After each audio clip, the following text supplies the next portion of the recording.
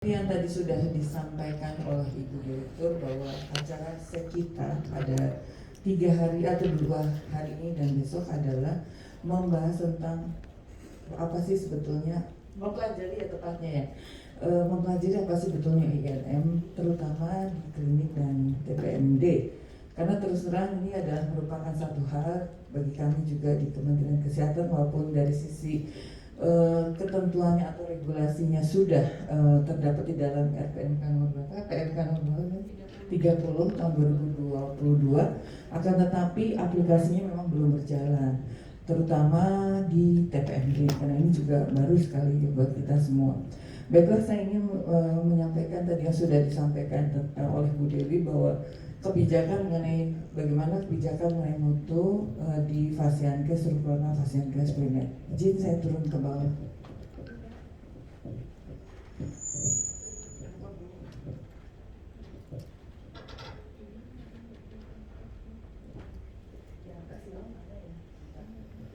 Baiklah, Assalamualaikum warahmatullahi wabarakatuh. Selamat pagi Bapak Ibu semua. Salam sejahtera untuk kita semua. Untuk kali ini kami ingin menyampaikan satu hal yang mungkin menjadi dasar bagi kita semua untuk melakukan diskusi di satu hari ini dan mungkin sampai besok, yaitu tentang kebijakan mutu pelayanan kesehatan yang ada di fasilitas pelayanan kesehatan tingkat pertama. Baiklah, waktu itu gimana caranya ini?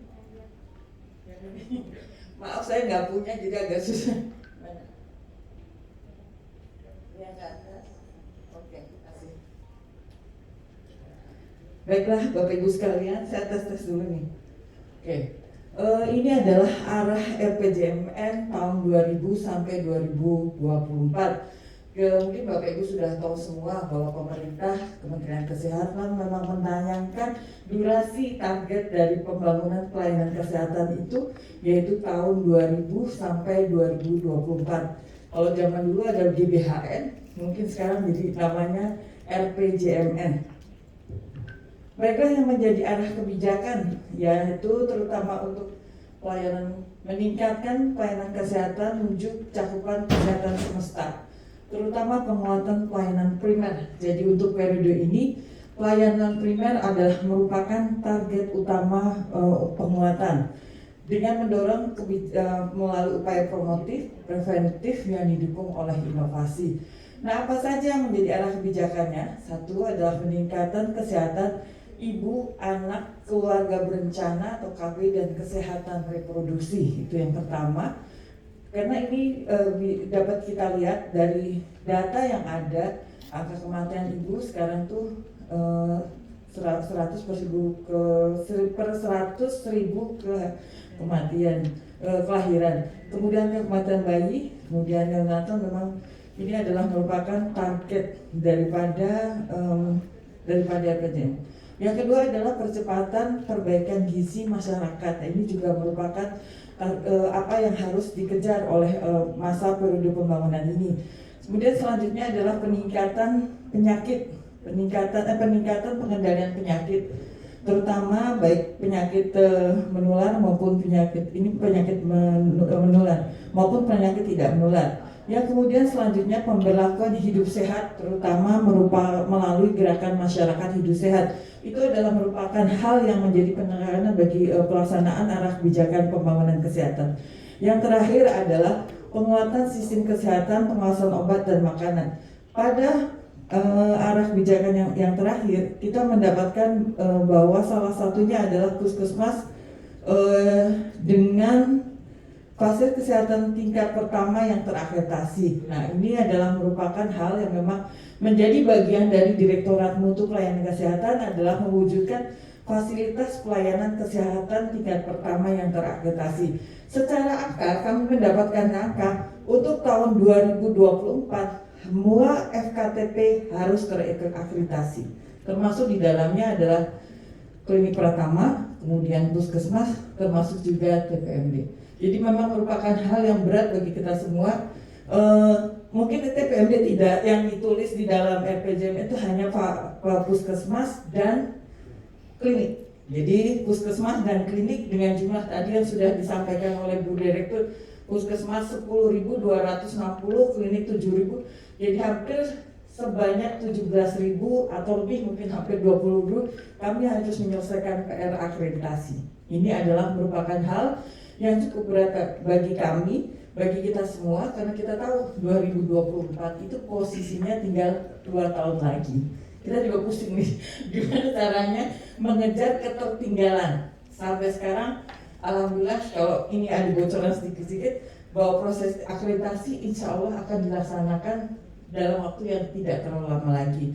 Karena RPMK itu sudah dalam proses, kalau dalam perundangan itu sudah dalam proses pengundangan. Pengundangan artinya tinggal proses legalisasi di Biro Hukum. Jadi nomor dan sebagainya itu sudah diselesaikan. Nah, dengan keluarnya RPMK menjadi PMK nanti, kami berharap proses akreditasi itu cepat berlangsung. Jadi durasinya tidak akan, tetapi mengingat bulan sekarang adalah bulan Desember, itu juga buat problem buat kita semua ya, karena semua anggaran pemerintah, kalau swasta mungkin nggak mengenal anggaran, kalau pemerintah itu Desember close, nah itu problem. Jadi itu memang harus kita pikirkan lagi bagaimana menyelesaikan masalah tersebut. Nah, itu intermezzo mengenai akreditasi. Selanjutnya ini mungkin sudah pernah beberapa kali Bapak Ibu melihatnya. Nah ini meningkatkan kapasitas. Jadi bagian yang harus kita selesaikan adalah meningkatkan kapasitas dan kapabilitas pelayanan primer. Oke, sebelumnya kami sampaikan bahwa untuk mendukung tadi RPJMN 2024, Kementerian Kesehatan mendorong satu yang namanya kegiatan reformasi yang terkenal dengan 6 pilar transformasi. Pilar pertama adalah transformasi pelayanan primer, termasuk di dalamnya penguatan kapabilitas dan kapasitas pelayanan primer. Di dalamnya termasuk akreditasi dan sebagainya. Kemudian transformasi pelayanan rujukan, transformasi sistem ketahanan kesehatan, transformasi pembiayaan, transformasi SDM, dan yang terakhir transformasi teknologi kesehatan. Inilah yang sedang gencar-gencarnya yang dilakukan oleh Kementerian Kesehatan dalam upaya mencapai apa yang tadi kita cita-citakan. Selanjutnya, nah ini mungkin sudah tahu semua, saya tahu mungkin beberapa teman-teman sudah menjadi surveyor, jadi kita tahu untuk pelayanan kesehatan hal yang harus kita perhatikan adalah budaya mutu. Di sini saya lihatnya ada license, kemudian lisensi, akreditasi, kemudian sertifikasi, pengukuran mutu. Nah ini adalah semua hal yang memang dicita-citakan. Jika ini dilaksanakan dengan baik, maka akan melahirkan budaya mutu yang optimal. Sehingga dengan budaya mutu yang optimal akan dihasilkan pelayanan yang bermutu. Nah, apa selanjutnya yang akan berakibat apabila pelayanan bermutu? Dia akan meningkatkan, mudah-mudahan akan meningkatkan status kesehatan dan kepuasan pasien. Jadi inilah yang kita lakukan sekarang. Bagaimana semua pelayanan kesehatan itu melakukan budaya mutu atau mengaplikasikan budaya mutu. Lanjut. Oke, saya kok lanjut. Kemudian ini adalah dimensi mutu. Ya ini mungkin kita sudah tahu semua, aman, bahwa kita harus garanti atau menjamin bahwa pelayanan kesehatan itu harus aman. Jadi aman dari kerugian atau HAM, dari cedera, kesalahan medis dan sebagainya. Kemudian harus adil atau equal atau equity. Jadi tidak membedakan agama, kemudian etnik dan sebagainya. Kemudian harus berorientasi pasien. Nah inilah adalah yang harus kita perhatikan. Kemudian efisien, jadi mengoptimalkan sumber daya yang ada. Kemudian efektif dan tepat waktu, dan yang terakhir harus adanya integrasi yang baik antara semua komponen-komponen yang mendukungnya. Kemudian ini adalah mengenai sisi mutu. Jadi sisi mutu itu mulai berjalan dari proses pertama atau awal, jadi mengukur input, yaitu melalui proses registrasi dan license. Pada proses registrasi dan lisensi ini, semua sarana, prasarana, dan sumber daya itu diharapkan sudah sesuai dengan standar. Jadi nanti setelah ini Bapak Ibu akan mendengarkan paparan yang akan disampaikan oleh Direktorat Pelayanan Kesehatan Primer ya, mengenai registrasi. ada kewajiban registrasi bagi seluruh fasilitas pelayanan kesehatan. Mungkin kalau klinik dan TPMD mungkin baru sebagian, karena registrasi ini untuk yang terutama klinik itu baru saja dilakukan secara intensif. Nanti akan disampaikan oleh pemapar yang berikutnya. Nah, ini registrasi. Jadi melalui proses registrasi dan license ini diharapkan semua sumber daya input itu sudah sesuai standar. Nah, setelah inputnya sudah sesuai standar, maka diharapkan prosesnya pun sesuai dengan standar. Bagaimana kita cara menjamin agar proses sesuai standar? Yaitu satu, dengan pengukuran indikator nasional, indikator mutu. Ada berbagai macam parameter untuk mengukur indikator mutu. Kalau klinik itu ada 4, kemudian TPMD itu ada 4, puskesmas ada 6, Labkes ada 7 indikator, kemudian UTD ada 8, dan yang terakhir rumah sakit itu ada 13. Nah, semua indikator ini diharapkan bisa diukur dan selanjutnya dilaporkan atau direport atau melalui suatu sistem informasi. Jadi memang sudah ada sistem informasi yang sudah kami sediakan untuk melaporkan atau mereport indikator nasional mutu. Namanya sistem informasi mutu. Nah, itu nanti pada akhir acara ini Bapak Ibu akan diperkenalkan kepada sistem itu. Bagaimana cara menginput, kemudian bagaimana melihat hasil dan sebagainya, sehingga diharapkan bisa bermanfaat buat kita semua dan bisa berjalan dengan lancar. Lanjutnya ini adalah riwayat ya. Soal riwayat ini panjang sekali. Kebijakan mutu sudah mulai diidekan 2019, kemudian berjalan melewati hari-hari dan baru selesai tahun 2022. Alhamdulillah dengan keluarnya Permenkes nomor 30 tahun 2022 tentang mutu, indikator nasional mutu. Nah, itu sudah selesai. Sama juga dengan akreditasi, mungkin juga prosesnya juga cukup lama. Lanjut. Ini tadi selain indikator nasional mutu, salah satu hal yang memang penting untuk mengukur mutu adalah akreditasi. Jadi kita melihat output yang terakhir yaitu akreditasi. Nah, terkait dengan akreditasi, saya ingin menyampaikan beberapa gambaran, tapi kebetulannya adanya puskesmas. Puskesmas dari sekian besar provinsi yang sudah diakreditasi, ini kita bisa lihat ada berapa persen puskesmas. Jadi masih sekitar 80-an, kalau nggak salah 80 ya, yang sudah diakreditasi tahun 2021. Oh, 56, jadi 50, jadi separuh. Kalau puskesmasnya jumlahnya 10.200 sekian, baru sekitar, kalau 10.000 berarti 5.000-an. Nah, ini ada puskesmas, kita bisa lihat gambaran. Kalau lihat wilayah, nah yang paling apa sih, PIL itu apa istilahnya, puncak. Ini apa? Ini yang akreditasi masih presentasi masih rendah, yaitu 20-an%. Lihat wilayahnya itu di Papua.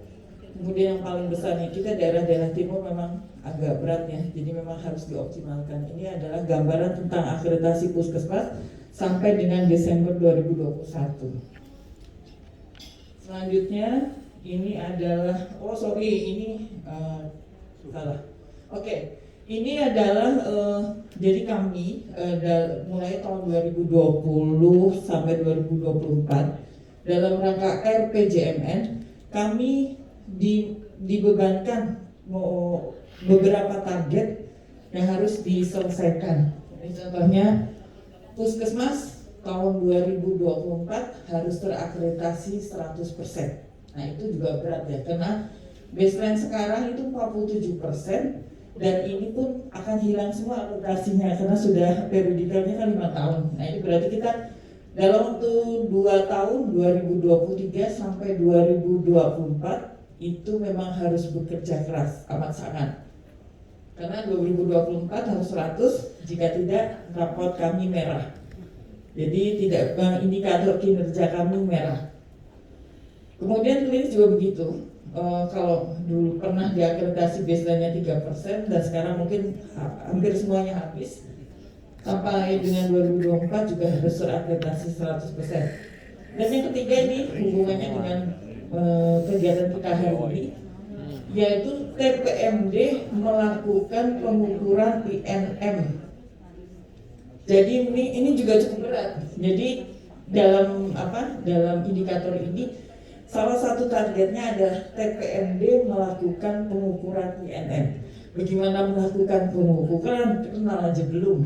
Jadi dan dalam 2 tahun ini memang kita harus kerja keras ya. Bagaimana caranya TPMD itu sudah kenal, bisa dan mau melakukan pengukuran. Nah itu memang perjuangan.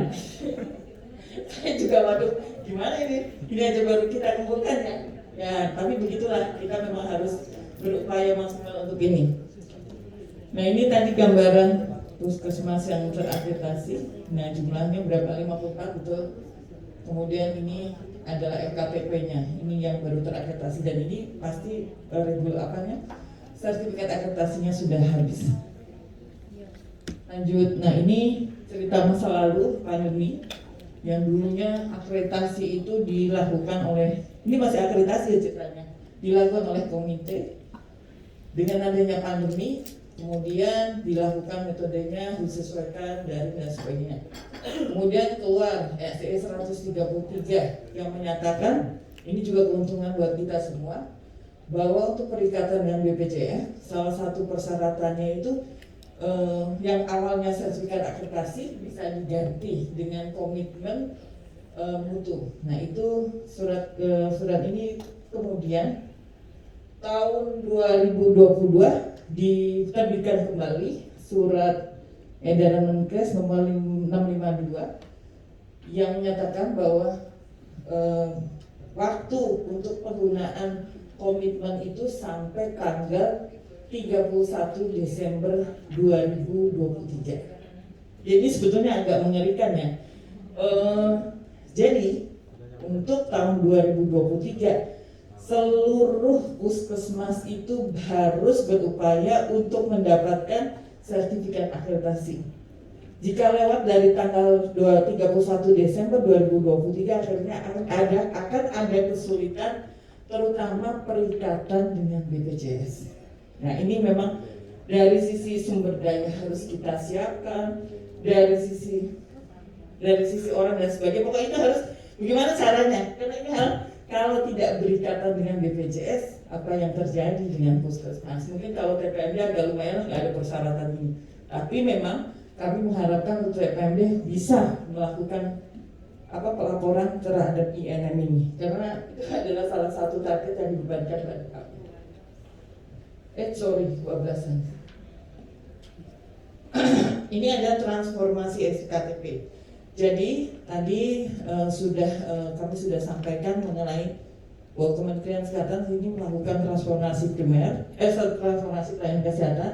Salah satunya adalah transformasi pelayanan kesehatan primer. Nah untuk itu kami juga melakukan transformasi, namanya transformasi akreditasi FKTP. Apa yang kami lakukan? Satu, mendorong penetapan RPMK. Jadi PMK yang sudah kita punya, yaitu PMK nomor 15 nomor 46 ya, tahun 2015. 46. Nah itu diubah lagi. Kenapa diubah? Karena sudah tidak sesuai dengan kondisi sekarang. Artinya, nah mulai tahun berapa nih? Saya dengar dari Bu Dewi tahun 2018 ini sudah mulai. Jadi konsep-konsep perubahan itu sudah mulai diajukan.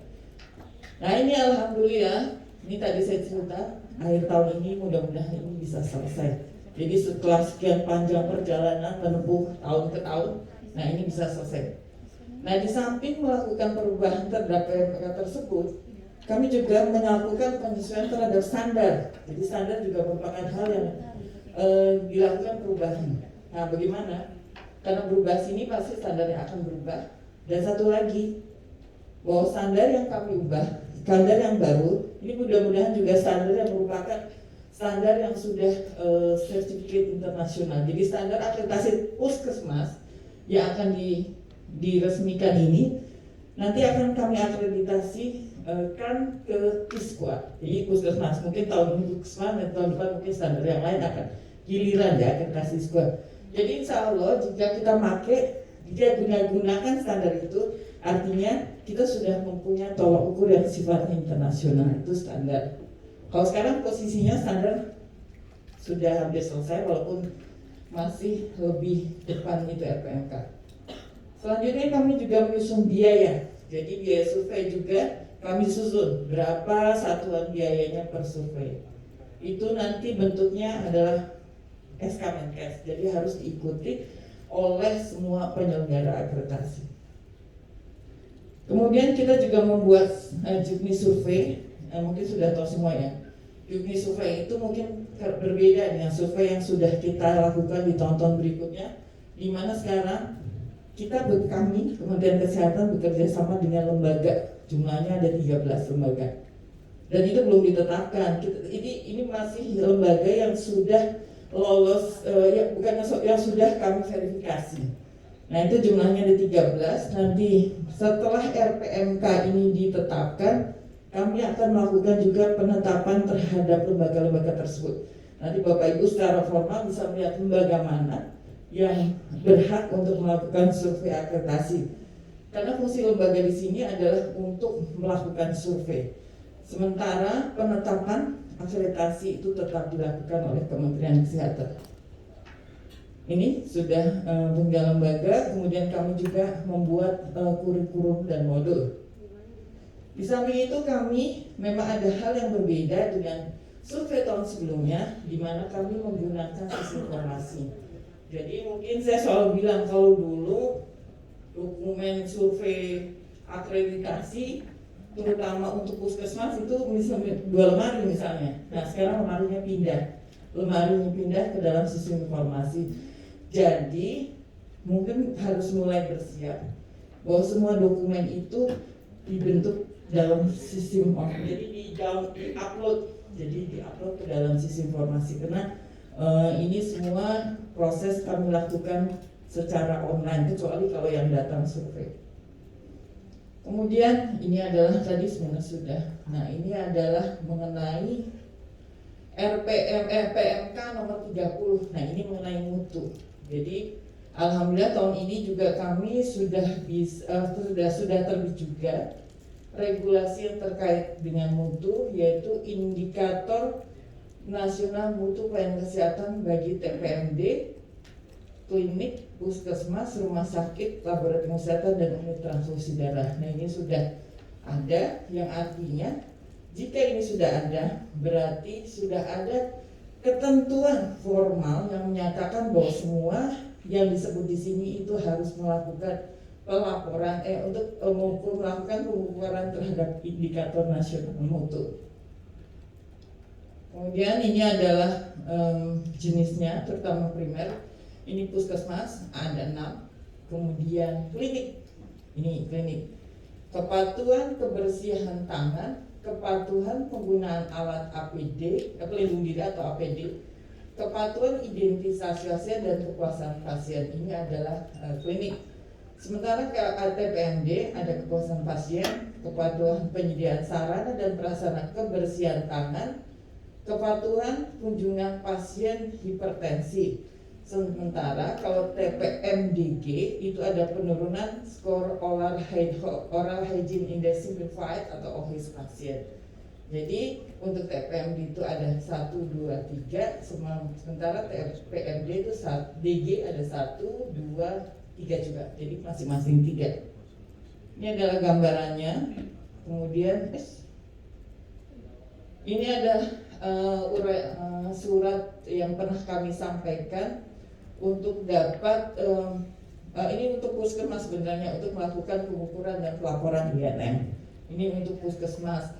Mungkin nanti setelah diseminasi ini, artinya Bapak Ibu sekalian sudah paham, sudah mengetahui adanya kewajiban ini, kami juga akan menyampaikan surat lagi yang seperti ini. Kalau ini masih untuk puskesmas. Lanjut. Nah, cepetan. Nah, di samping INM ada hal lain yang untuk mengukur mutu yang harus dilakukan oleh Bapak Ibu sekalian, ada IKP atau Indeks Keselamatan Pasien. Ini yang berdasarkan Permenkes nomor 11 tahun 2017 tentang keselamatan pasien, yang menyatakan bahwa keselamatan pasien adalah suatu sistem yang membuat asuhan bagi pasien lebih aman. Jadi melalui ini akan lebih aman yang dilakukan melalui asesmen risiko, identifikasi pengelolaan risiko, pelaporan analisis insiden, kemampuan belajar dari insiden dan tindak lanjutnya. Nah, fasilitas pelayanan kesehatan harus melakukan, di sini dinyatakan bahwa fasilitas pelayanan kesehatan harus melakukan pelaporan insiden secara online atau tertulis ke KNKP. Nah, ini adalah hal yang sudah menjadi ketentuan yang ditetapkan dalam Permenkes nomor 11. Selanjutnya, pelaporan insiden tersebut disampaikan setelah dilakukan analisis serta mendapatkan rekomendasi dan solusi dari tim keselamatan pasien fasilitas pelayanan kesehatan. Nah, ini adalah merupakan hal-hal yang memang harus dilaksanakan. Selanjutnya, ini adalah pernah ada surat edaran Dirjen November 21 tentang penggunaan aplikasi insiden keselamatan pasien. Jadi sama seperti INM, IKP ini juga kami sudah menyediakan satu aplikasi, namanya masih di sisi informasi mutu. Nah, kemudian ini sudah harus mulai dilaksanakan tanggal Januari 2022, baik nihil maupun tidak nihil, kepada aplikasi alamatnya ini Mutu Fasiankes. Kemudian untuk ini memang diharapkan Dinas Kesehatan Kabupaten Kota melakukan pembinaan. Nah, ini adalah merupakan buku-buku yang bisa menjadi bahan buat Bapak Ibu sekalian untuk lebih mendalami mengenai mutu pelayanan kesehatan. Ini mungkin bisa dia download ya? Nggak ada ya? Belum, nanti kemudian mungkin kami upayakan agar teman-teman bisa. Oh ya, nanti akan di-share, kami share. Jadi ini bisa menjadi bahan untuk pembelajaran Bapak Ibu sekalian. Mungkin itu saja yang bisa kami sampaikan. Terima kasih banyak untuk